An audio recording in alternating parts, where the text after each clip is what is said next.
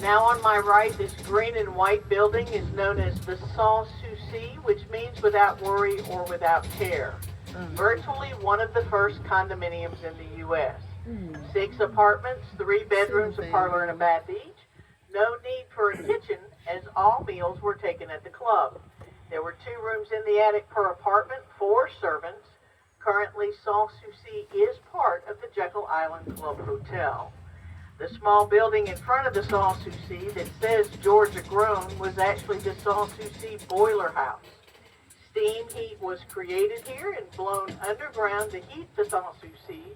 Later on, it was also used to heat the Morgan Center, the building on my left. The Morgan Center was the last building built by club leaders in 1929. It was built as an indoor tennis court and named for J.P. Morgan, Jr. Currently, the Morgan Center does serve as the convention center for the Jekyll Island Club Hotel. So let's pretend it's 1886. We're all buddies, we're living in New York, we have just finished a yummylicious dinner. But once that dinner's over, we separate by gender. Ladies are going to go play cards, maybe do some needlework, drink a little sherry.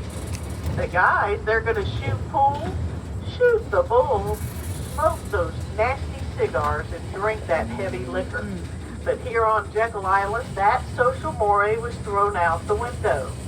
Men and women did everything together. They hunted, fished, rode bikes. If I wanted to shoot pool after dinner, and dinner at the clubhouse would last 3 to 5 hours. I could go to the billiard room and it would not matter what the gender makeup of that room was, I would be welcome. The original club members were seeking refuge from those horrible northern winters, but that competitive spirit that took them to the top of their industry was not going to take a break. Everything became a challenge. If you were hunting, I can shoot more duck than you, I can shoot more accurately than you. If you're on bikes headed to the clubhouse, I'm going to beat you there. The winner of each challenge would receive a small sterling silver trophy as a memento. Jean Struthers, the daughter of the owners of Moss Cottage, won one of those hunting contests. J.P. Morgan wrote a tersely worded letter to the club leaders suggesting women did not need to do everything with men. Of course, J.P. came in second place. The road we're on now is known as Servants' Way. This road connects these 4 cottages that face the river with the clubhouse. Any deliveries made from the clubhouse to the cottages were made by servants along this road.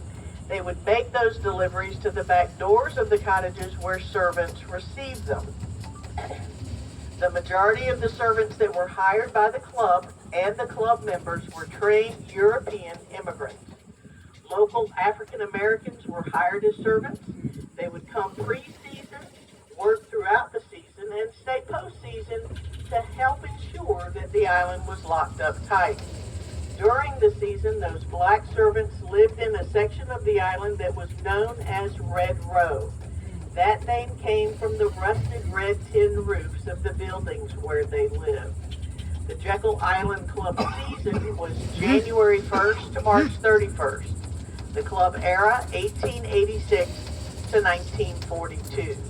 By the time we get back to the museum, you'll understand why there's no longer a club, but that is the time frame from whence the majority of my information is coming. All the buildings within the compound were built with indoor plumbing. They were wired for electricity, but electricity did not come to Jekyll until 1903. All the colors of the buildings within the compound, both interior and exterior, are authentic to the club era.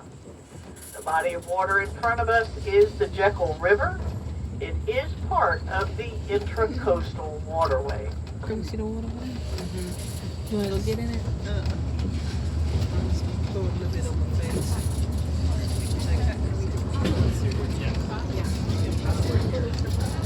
Now on my right is Moss Cottage, named for the Spanish moss on the island.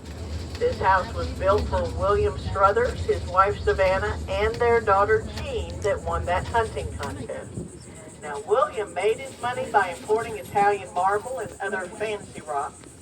It must have worked. This man retired at the age of 36. His wife, Savannah, was actually born in Griffin, Georgia. Her family moved to Pennsylvania when she was quite young. She and William were childhood buddies. They grew up doing everything together.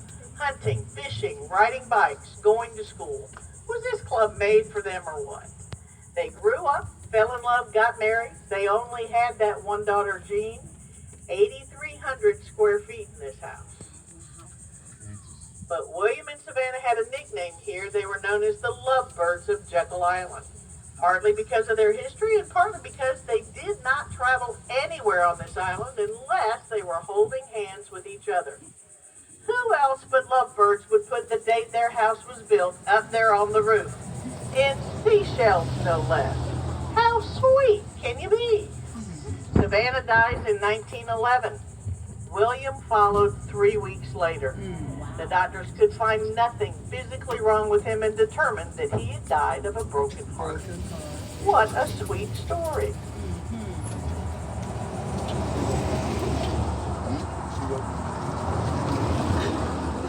In that gallery, I see behind us.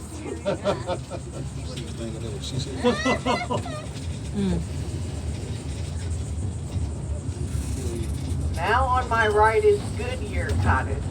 No relation to the rubber and tire company. Frank Goodyear was a bookkeeper for the Looneyville Lumber Company in New York. He came into his money the old-fashioned way. He married the boss's daughter. Though he did help revolutionize the lumber industry by building sawmills where the trees were instead of floating the trees down the river to where the sawmills were. Frank and his wife Josephine had this house built, decorated, ready for them to enjoy for the 1906 season. In 1907, prior to their returning to Jekyll, Frank died. I certainly don't want to make light of his death, but we can take comfort that he had one good year in this cottage.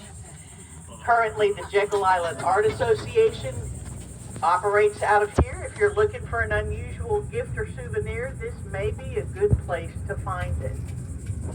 Is this an open shop? You come back here on the shop inside it. Now on my right is Mistletoe Cottage, named for the mistletoe on the island. This cottage was built for Henry Kirk Porter. Mr. Porter's family made their money designing and building locomotive engines. The name of their company was Smith and Porter. Now, Henry decided at a fairly young age he was not that passionate about locomotive engines. He wanted to be a Baptist minister. He joined the seminary. Whilst in the seminary, decided that he wanted to be in the military. He finished his military service, went back home to Pennsylvania, ran for public office, and won. He became a representative of the state of Pennsylvania in D.C. He finished that public service, joined the family business, was an awesome boss, decreased his employees' work days from 18 hours to 9, provided a better hourly wage with benefits. When he died, 31% of his company was owned by his employees. What a profit-sharing plan. On top of that, he helped start the YMCA. What a cool dude. They would open their doors when it entered, so that you would have the parties inside and outside. So the doors would all open. Now on my right is Indian Mound Cottage. William Rockefeller, younger brother of J.D., also in Standard Oil, purchased this cottage from the original owner, but he is the one that gave it the name Indian Mound. He had a good reason. Does everybody see the sign in the middle of the yard? In between the sign and the road, there's a slight rise and a little hill. William believed that this was a sacred Indian burial ground, ergo Indian Mound.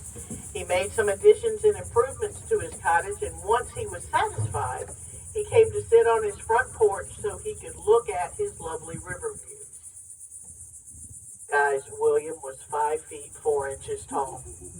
When he sat on that front porch, the only view he had was of the sacred Indian burial He was not pleased. He came